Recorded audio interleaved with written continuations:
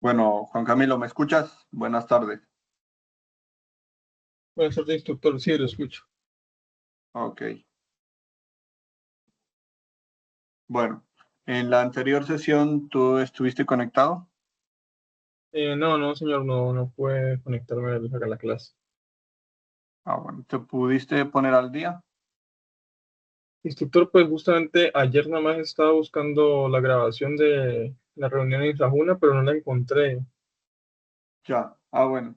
Pues yo normalmente se las comparto a tus compañeros, a tu compañero el vocero para que se las comparte a través de enlace porque por diferentes problemas no me permite a mí, eh, me está fallando la plataforma Sajuna. Entonces yo por eso se la comparto a él por enlace en YouTube. Igualmente, en la clase anterior, con los compañeros que estuvimos conectados, acordamos hacer una investigación diferente a la que se propone en la guía, ¿cierto? Ahí en la grabación, pues les muestro yo a ustedes la guía y les indico pues que es mejor investigar o consultar una temática diferente relacionada con las interferencias y cómo mitigarlas o los protocolos para controlar esos errores en software, a lo que los compañeros pues definieron o decidieron también que era lo mejor realizar esa actividad y no la que está en la guía. Dame un segundito, ya te muestro.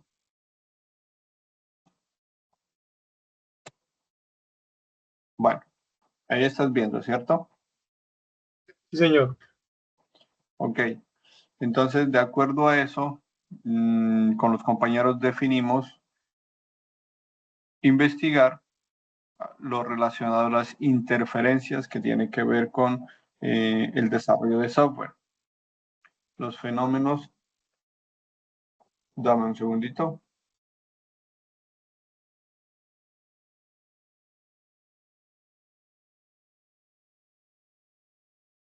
Ok, entonces como ahí menciona que hay fenómenos que ocurren, fenómenos físicos que ocurren cuando dos o más ondas se superponen y a eso es a lo que nosotros le llamamos interferencia y las interferencias existen tanto constructivas como destructivas. Y entonces, ahí les hago la aclaración de que conocer esos conceptos es crucial, porque con eso, pues nosotros podemos trabajar también el manejo de esos errores y así, pues, evitar inconvenientes en cuanto a las funciones que nosotros dispongamos para nuestro proyecto de software. Quedó de tarea para la actividad de aprendizaje 2, evidencia 1, que investiguen las diferencias entre las interferencias constructivas y destructivas y como obstáculos físicos, señales electromagnéticas cercanas o dispositivos electrónicos pueden causar esas interferencias. Adicional a eso, se les propuso consultar los protocolos de corrección de errores para minimizar el impacto. Estuve revisando, asimismo también quedé en actualizar las notas hoy con ustedes a ver qué tantas evidencias han entregado. Entonces, dame un segundito. Instructor, una pregunta. Es que también, pues mis compañeros se habían escrito en el chat que ese era el código de la evidencia, ¿no? El de actividad aprendizaje 2 y evidencia 1. Lo Sí, estoy buscando en Sajuna, pero me aparece la actividad de aprendizaje 3 pero no la 2. no aparece la 2. No. Bueno, entonces igual, verás, ahorita vamos a hacer una aclaración y sería bueno también que se los menciones a tus compañeros ahí en el grupo. Ya te indico, mm, acá está. Bueno, los compañeros que están en el momento en pantalla son quienes ya hasta el momento presentaron la primera evidencia de la actividad de aprendizaje 1. ¿Sí? Si alcanzas a ver bien ahí en el cuadro, tengo una columna actividad de aprendizaje 2 y actividad de aprendizaje 3. ¿Eso qué quiere decir? Que la 2 y la 3 se valen, pues no hay que presentar dos evidencias, una evidencia para la actividad de aprendizaje 2 y una evidencia para la actividad de aprendizaje 3, sino que hay que presentar la evidencia de la investigación que que acordamos en la clase anterior, ¿cierto? En ese caso, si la actividad de aprendizaje 2 no está habilitada en Sajuna, pueden entregar su evidencia en la actividad de aprendizaje 3. ¿Listo? Ah, bueno, Y listo, pues, instructor. Esa sería la que dice informe de laboratorio, ¿cierto? sí, pero entonces, como te comento, no es el informe del laboratorio lo que pues en eso es lo que acordamos en la clase anterior. Ustedes lo que van a entregar es, ¿dónde está? Permítame, ya te indico.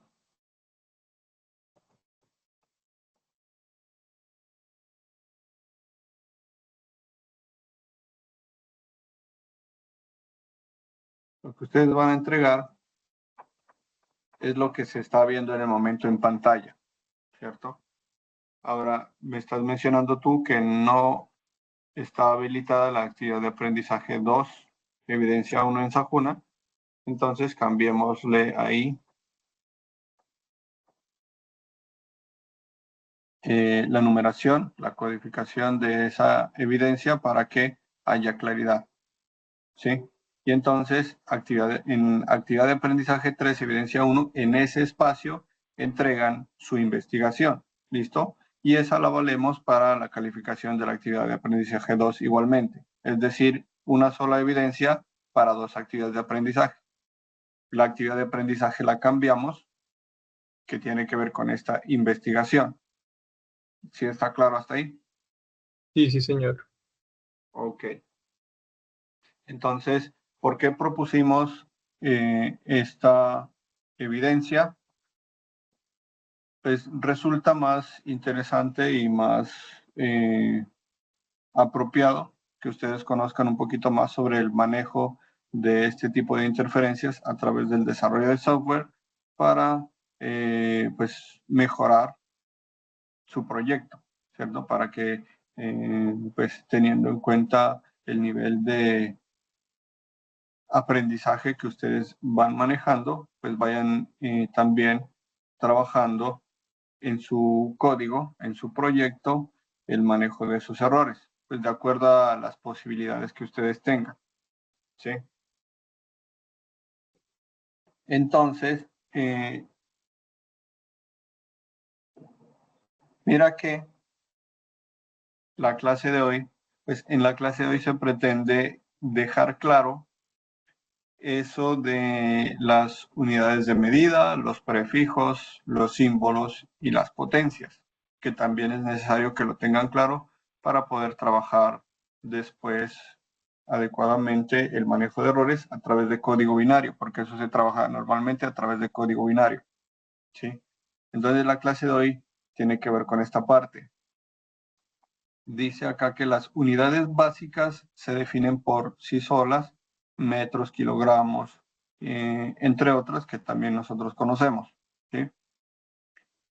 Las unidades derivadas son las que hacen uso de unidades básicas y mediante operaciones matemáticas se dan como resultado los metros por segundo, los kilómetros por hora, entre otros. Por ahí también está el julio, el Celsius, ¿sí?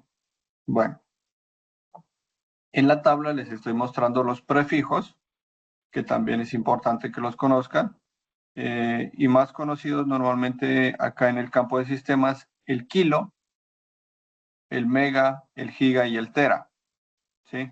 Pues normalmente cuando utilizamos otras magnitudes, pues sí podemos nosotros hacer uso del centi, del mili, del micro, del deci, del deca, ¿sí? Hablando del metro, de los gramos.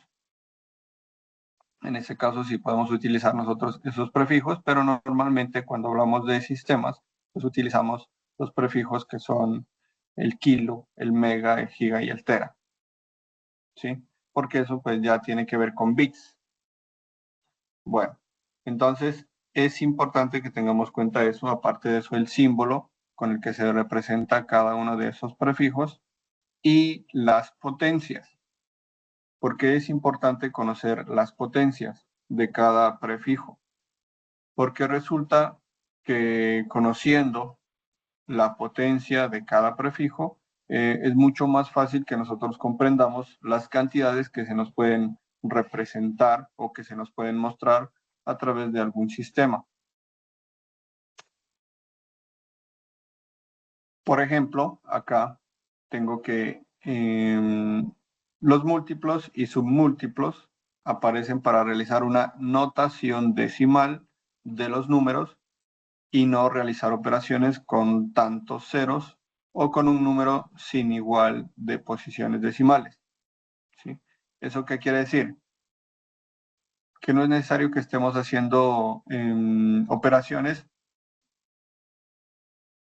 que ocupen mayor tiempo, sabiendo cuál es el proceso inmediato que podemos realizar. Aquí tengo yo una pregunta para el ejemplo. ¿Cuánto es 10 a la 5?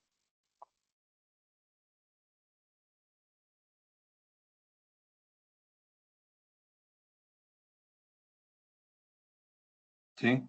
Entonces, hay en el tiempo que tú estás tomando para dar respuesta a esa pregunta, ese es el tiempo que se puede reducir o que nos podemos economizar o el tiempo que se puede optimizar si conocemos mejor este proceso. ¿Sí? Entonces, para cuando hablamos nosotros de 10 a la 5, simplemente es agregar 5 ceros a la derecha. ¿Eso qué quiere decir? Que 10 a la 5 es ¿cuánto? 100.000, 100.000. ¿Cierto? 10 a la 6 sería 1.000.000. 1.000.000, ¿cierto? Es correcto, mira. Ya depende de la magnitud de la que hablemos, pues en este caso acá tengo que 1.000.000 de metros es 10 a la 6 metros, ¿sí? En muchas ocasiones no vamos a encontrar las unidades solicitadas en sí y tendremos que aplicar factores de conversión para encontrar esas unidades, ¿cierto? Y entonces, en este caso, pues una de las claves o puntos claves que les estoy informando es ese, ¿cierto?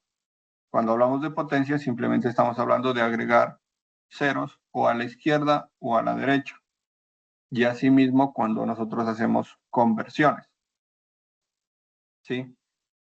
Sabiendo eso, ¿qué podemos decir de que cuánto es 10 a la menos 4?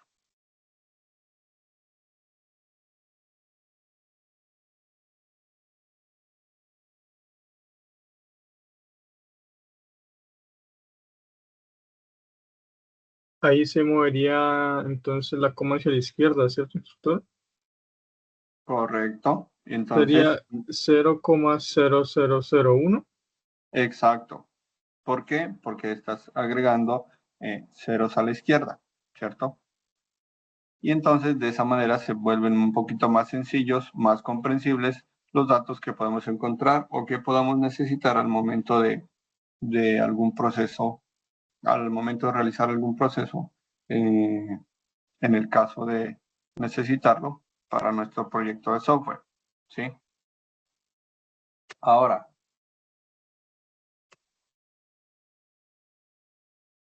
teniendo en cuenta lo anterior, mira que hay una tabla, en este caso, que pues se aplicaría cuando utilizamos nosotros,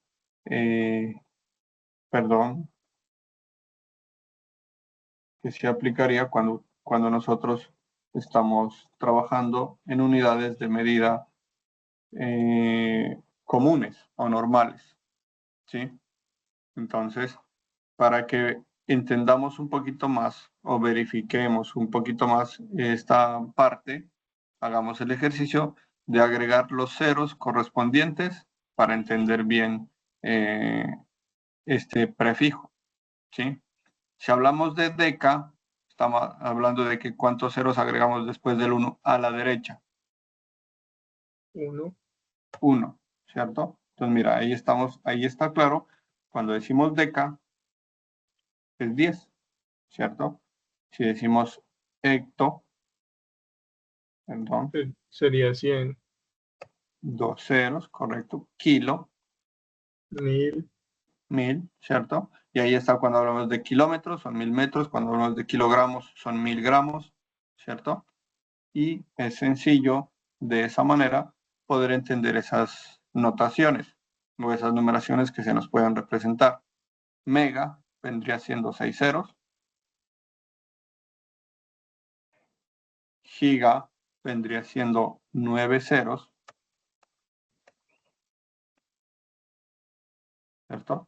Y asimismo, o así continuamos con las demás prefijos, tera, peta y hexa. Pues ya no los agregamos acá porque ya sería una cantidad demasiado grande. Es importante que tengamos en cuenta que cuando hablamos de sistemas, estamos hablando de código binario. ¿Eso qué quiere decir? Que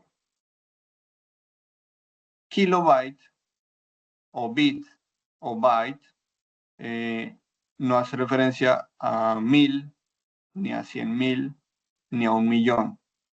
Ahí estamos hablando de potencias de 2, porque entonces es el código binario, el 0 y el 1. Son potencias de 2. ¿Eso qué quiere decir? Que la potencia de 2, si hablamos de kilo, no es 1000, sino 1024. ¿Cierto? Entonces, supongamos que estamos hablando de 1 gigabyte. 1 gigabyte vendría atendiendo 1024 megabytes. 1 megabyte vendría atendiendo 1024 kilobytes.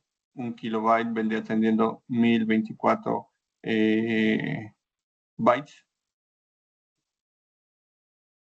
¿Sí? Porque estamos hablando ya de código binario.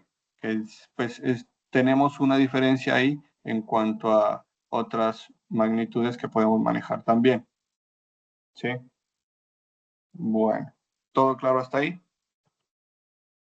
Sí, señor. Ok. Bueno, ahora, cuando nosotros vamos a convertir, no es simplemente que agreguemos ceros a la derecha o a la izquierda después del 1, porque eso significa que pues estamos hablando de una unidad de medida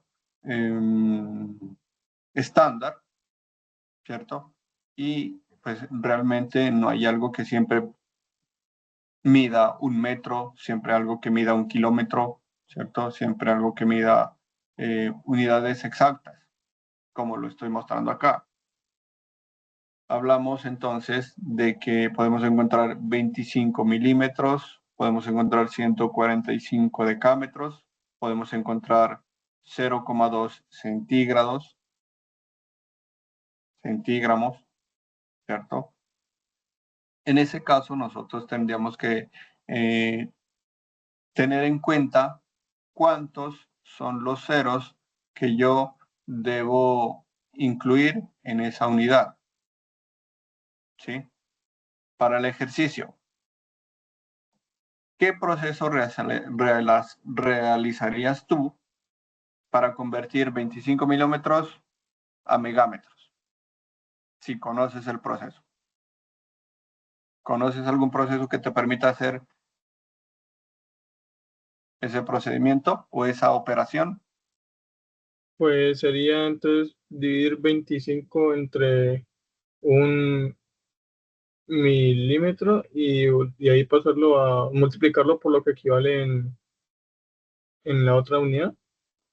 Correcto. Y ahí estaríamos hablando nosotros de una regla de 3, ¿cierto?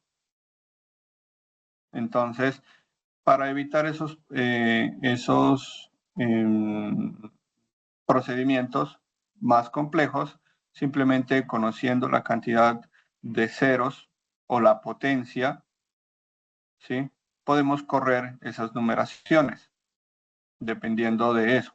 Entonces, milímetros estamos hablando de -3, ¿cierto? Ahí van, ¿cuántos ceros entonces? Contados hasta ahorita, 3, ¿cierto?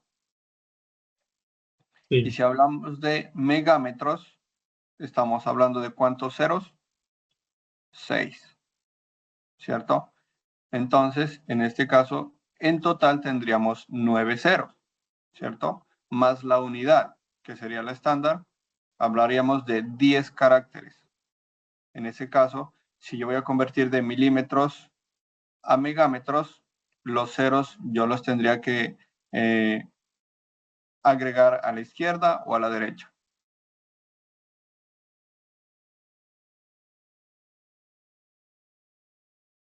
Mira que en ¿A este la caso, derecha? a la izquierda, porque estoy hablando de una unidad más pequeña a convertirla a unidad más grande. Eso es como decir 15, a ver, no lo tengo acá. Voy a cambiarlo para que nos quede más claro. Dame un segundo.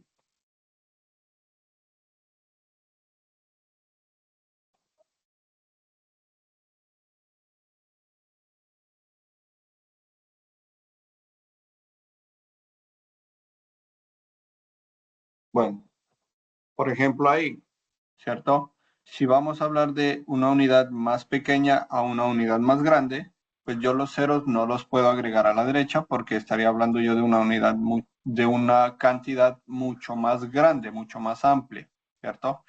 Si yo convierto de centímetros a metros, estoy hablando de convertir una unidad pequeña en una unidad grande. Eso quiere decir que los ceros tienen que ir a la izquierda, ¿cierto? ¿Por qué? Porque sería imposible decir que 25 metros, 25 centímetros son 250 metros para el ejercicio o para el ejemplo, ¿cierto? No estoy hablando de algo que sea real. ¿Sí? ¿Sí me entiende? ¿Sí está clara esa parte? Cuando es de unidad menor a unidad mayor. Sí, sí, señor, ya quedó claro. Exacto. Entonces, mira que en este caso, como habíamos hecho el análisis, estamos hablando de 9 ceros más la unidad que sería después de la coma, ¿cierto? Hablaríamos de 10 caracteres. Como tenemos 25, ahí ya estamos hablando ya de 2 caracteres. Para completar los 10 caracteres tendríamos que agregar nosotros 8 ceros a la izquierda, ¿sí? Entonces agregamos los 8 ceros y le ponemos la coma pues, a la unidad. Y ahí tendríamos 0,000000025. ¿Sí? Es un poquito complejo cuando uno apenas está iniciando a comprender esto de las cuestiones de las conversiones, pero una vez que se maneje, ya es sencillo entenderlo. ¿Sí? Ahora, si hablamos de expresar de nanómetros a terámetros, estamos hablando de cantidades de ceros mucho más grandes, ¿sí? Si hablamos de nanómetros, estamos hablando de 9 ceros, y si hablamos de terámetros, estamos hablando de 12 ceros. Eso nos da una cantidad de 21 ceros a la izquierda, más la unidad, tendríamos 22 caracteres, ¿cierto? ¿Eso qué quiere decir? Que el 15 lo debo escribir y para completar 22 caracteres agrego los ceros a la izquierda. ¿Cuántos ceros? 20 ceros. ¿Sí? Teniendo en cuenta ese ejercicio o esta aclaración hasta ahorita, quisiera que tú realices el ejercicio que está indicado en la parte 3 de expresar 145 decámetros en milímetros.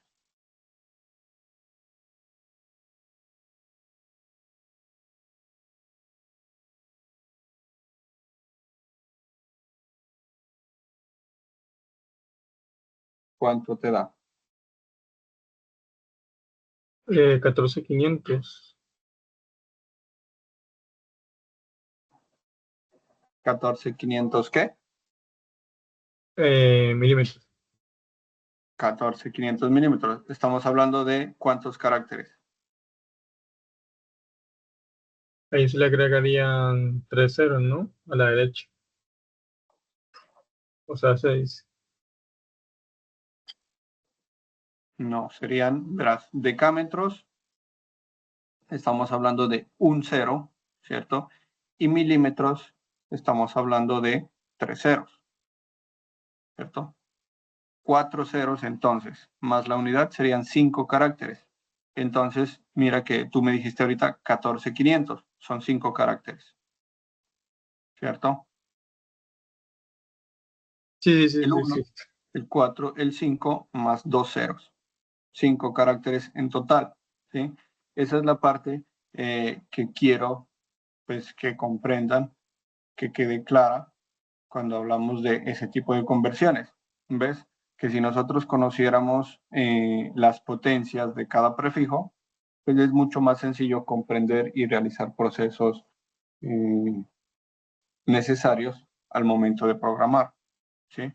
Que pueden ser muy necesarios al momento de controlar los errores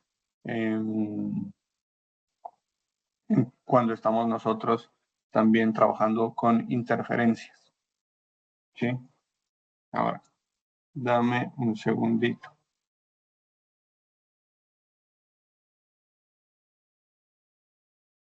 Es importante también que tengamos claro, pues lo que ya hemos hablado en las clases anteriores, acerca de lo que es un patrón de medida, lo que es una magnitud física y cuáles son esas magnitudes físicas, ¿sí?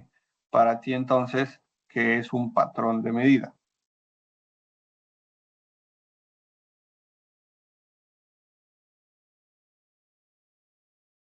Instructor, la verdad no me acuerdo. Vendría siendo una referencia para poder calcular alguna cantidad, ¿cierto? ¿Qué es una magnitud? Vendrían siendo los fenómenos físicos que se pueden expresar a través de diferentes medidas. ¿Cuáles son esos fenómenos? La longitud, la velocidad, ¿cuáles otros pueden ser? La masa, Los ¿sí? kilómetros también no puede ser. Eso está en ¿Sí? velocidad. Ahí estamos hablando nosotros de magnitudes, ¿cierto? Longitud, ¿sí?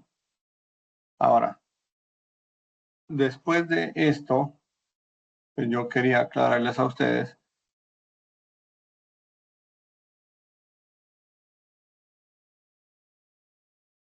Ya te comparto pantalla.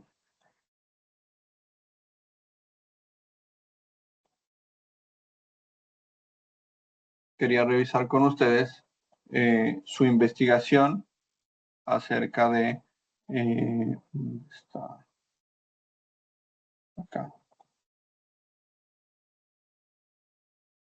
acerca de lo que propusimos en la clase anterior, ¿cierto? Que tiene que ver con las interferencias, que es lo que ahorita estoy mostrándoles en pantalla, ¿cierto?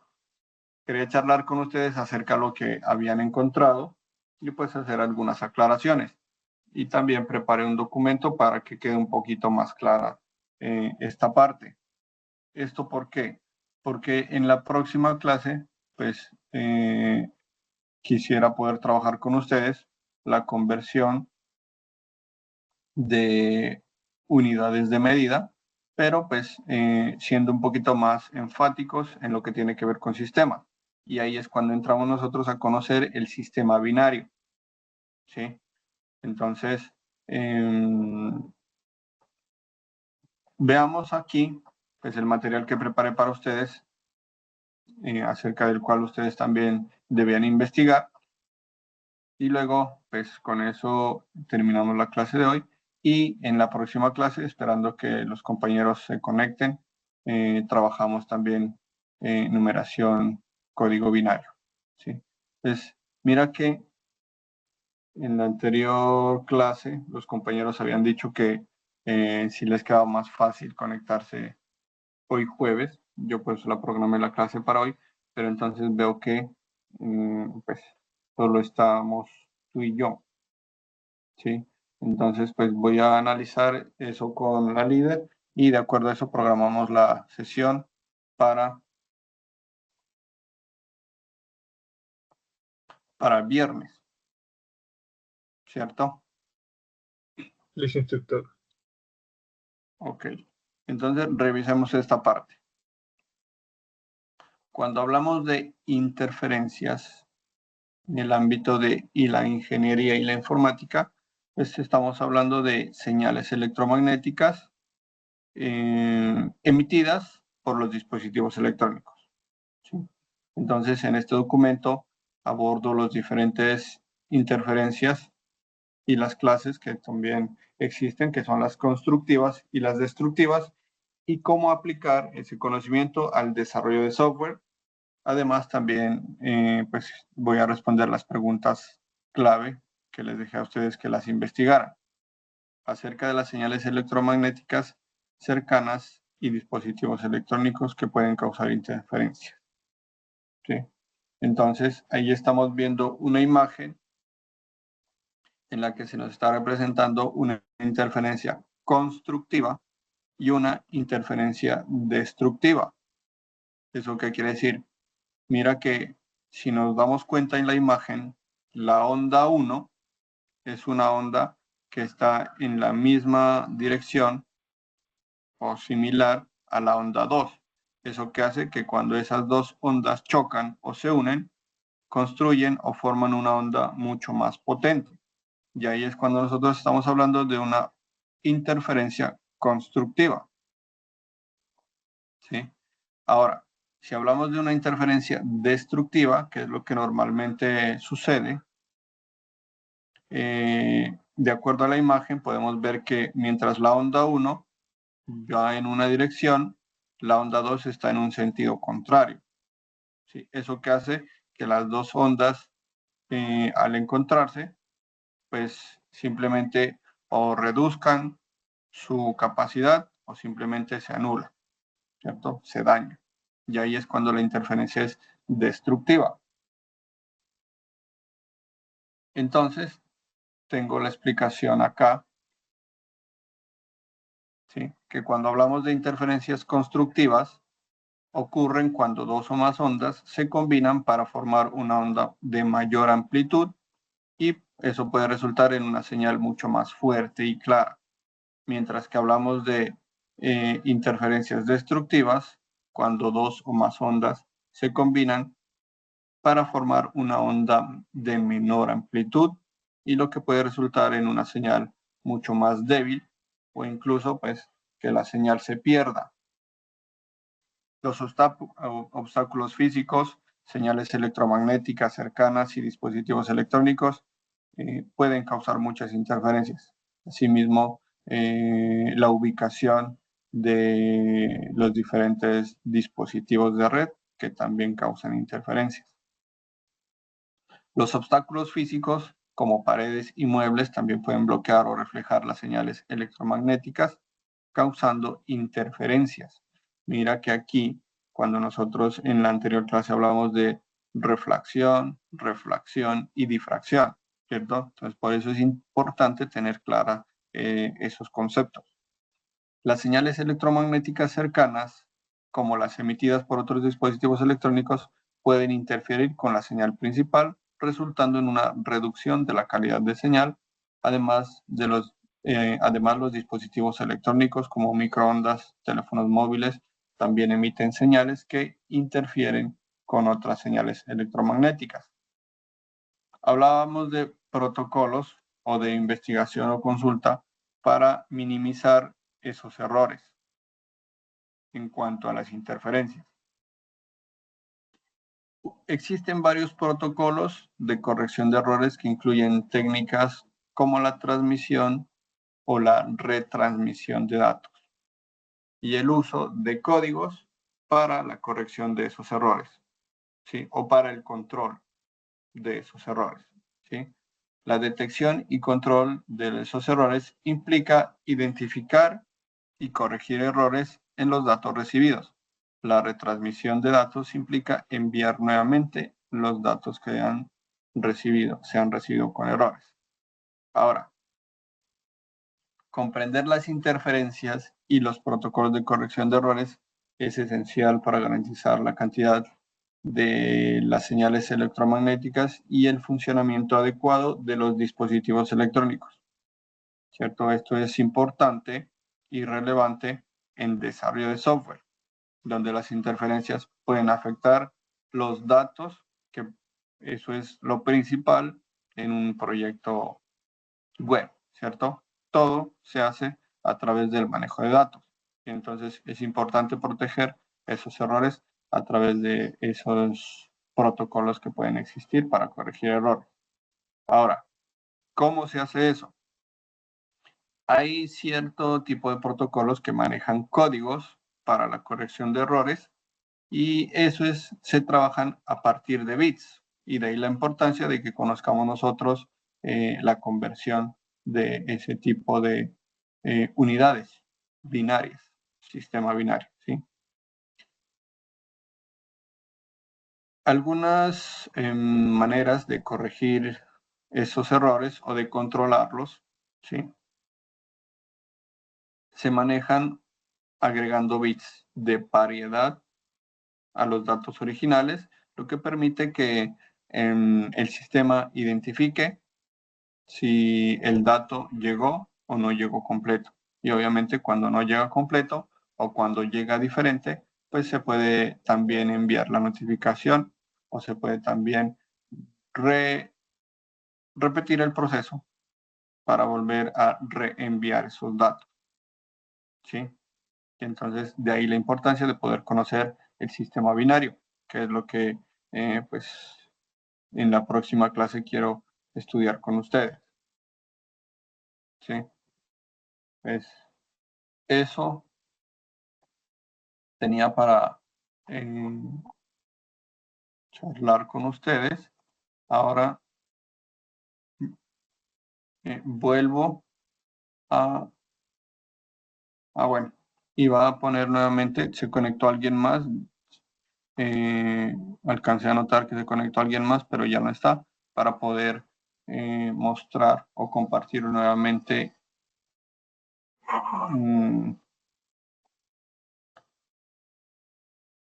el documento en el que muestro las evidencias entregadas hasta ahorita. Igualmente lo voy a volver a poner en pantalla.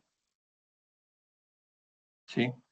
Y hacer la aclaración. Recuerden que entonces, ya que la evidencia de la actividad 2 no está habilitada, pues entonces la evidencia 1 de la actividad 3 sí está habilitada para que entreguen en ese espacio la propuesta de investigación que hicimos en la anterior clase. ¿Sí? Y entonces en la próxima clase ya hablamos de numeración binaria, proponemos una evidencia y con eso pues terminaríamos lo de física para continuar ya con lo que en el cronograma se indica. ¿Sí? No siendo más, entonces, eso es todo para la sesión de hoy y en la próxima semana pues ya estará llegándoles la información a ver si en qué horarios realizamos la sesión. ¿Listo? No siendo más, nos vemos. Listo, instructor, muchas gracias. Ok, hasta luego.